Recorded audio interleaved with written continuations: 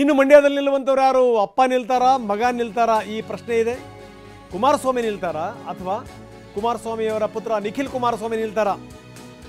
ಇವತ್ತು ಅಂತಿಮ ನಿರ್ಧಾರ ಪ್ರಕಟ ಆಗುತ್ತೆ. ಕುಮಾರಸ್ವಾಮಿ ಮೊನ್ನೆ ತಾನೇ ಆಸ್ಪತ್ರೆಗೆ ಹೋಗಿ ಸರಿಯಾಗಿ ಬಂದಿದ್ದಾರೆ, ಆರೋಗ್ಯ ಕೂಡ ಸುಧಾರಿಸಿದೆ. ನಿಖಿಲ್ ಅವರನ್ನು ಕಣಕ್ಕಿಳಿಸಬೇಕು ಅಂತ ಕಾರ್ಯಕರ್ತರು ಪಟ್ಟು ಹಿಡಿದಿದ್ದಾರೆ.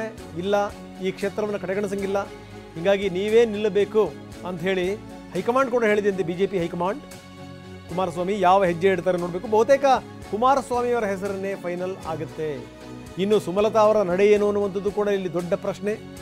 ಸುಮಲತಾ ಅವರಿಗೆ ಬಹಳ ಅದ್ಭುತವಾದಂಥ ಭವಿಷ್ಯ ಇದೆ ಅನ್ನುವಂಥ ಮಾತನ್ನ ರಾಧಾಮೋಹನ್ ಅವರು ಹೇಳಿದರು. ಚನ್ನಪಟ್ಟಣ ಆ ಕ್ಷೇತ್ರದ ಮುಖಂಡರು ಮತ್ತು ಕಾರ್ಯಕರ್ತರು ಸಭೆ ಮಾಡಿ ಇಲ್ಲ ನೀವೇ ನಿಲ್ಲಬೇಕು ಅನ್ನುವಂಥ ಒತ್ತಡವನ್ನು ಕೂಡ ನಿಖಿಲ್ ಕುಮಾರಸ್ವಾಮಿಗೆ ಹಾಕ್ತಾ ಇದ್ದಾರೆ. ನಿಖಿಲ್ ಕುಮಾರಸ್ವಾಮಿ ಈಗಾಗಲೇ 2 ಬಾರಿ ಸೋಲನ್ನು ಕಂಡಿರುವಂಥವ್ರು.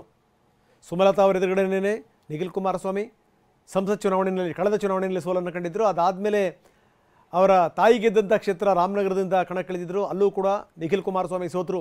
ಈ ಬಾರಿ ಕೂಡ ಮತ್ತೆ ನಿಖಿಲ್ ಕುಮಾರಸ್ವಾಮಿ ಅವರು ನಿಲ್ಲಿಸ್ತಾರಾ? ಬಹುಶಃ ಅಂತ ಸಾಹಸ ಮಾಡಲಿಕ್ಕಿಲ್ಲ ಅಂತ ಅನಿಸುತ್ತೆ. ಕುಮಾರಸ್ವಾಮಿಯವರೇ ಕಣಕ್ಕಿಳಿಯಬಹುದು ಅಂತ. ಬನ್ನಿ, ಇದಕ್ಕೆ ಸಂಬಂಧಪಟ್ಟ ಏನು ಹೇಳಿದ್ದಾರೆ ನೋಡೋಣ. ನಿಮ್ಮ ಆಸ್ತಿಗೆ ನಾನು ನಿರಾಸೆ ಮಾಡಲ್ಲ.